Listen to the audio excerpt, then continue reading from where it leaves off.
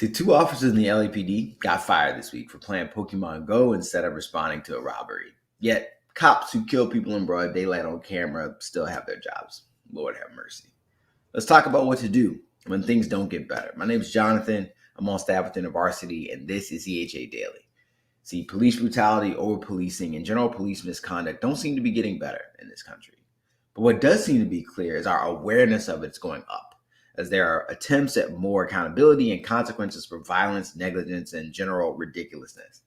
See, last week we talked about leaving a paradigm behind, like getting better or getting worse. Is policing getting better? For whom? In what context, etc.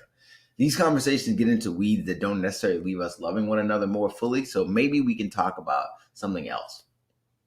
So how do we stay hopeful and resistant when the oven this world is baked in is broken? See, hear me out. For hundreds of years, Black folks in this country have been enslaved, discriminated against, and criminalized. That won't stop in my lifetime or my daughter's. The many fights of Native, First Nations, and Indigenous folks against the colonizing forces of corporations and dominant culture don't seem to be slowing down. And instead of securing more opportunities for women in this world, there seems to be a renewed anti-feminist movement that makes my stomach hurt. Just Google South Korea. So if places and spaces we occupy are racialized and stratified by class and gender, what does thriving look like? And then how do we pursue that? I don't think the answer is at Harvard. It's in the margins.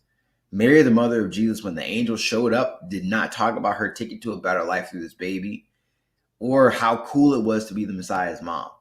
She praised God. She centered him, not herself. She then places herself in the context of her people, lowly, poor, hungry, powerless, and God-fearing. Mary, teenage, poor, brown, unmarried mom. Mary was grounded in something more powerful than the next election, a protest, or a policy outcome. She was grounded in a future she knew was coming and would pursue it whenever it made itself known. And this groundedness of women of color of faith can ground us today. I felt this in my own mama when I hugged her, and I felt this when I was 17 when I hugged Maya Angelou.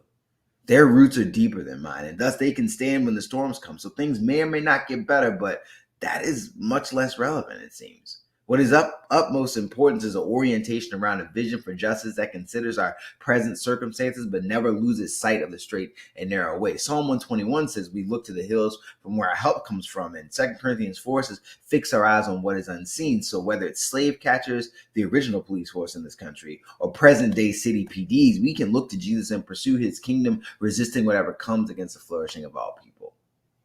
See y'all on Patreon. That's patreon.com/IVED. This is EHA Daily. I'll see you tomorrow.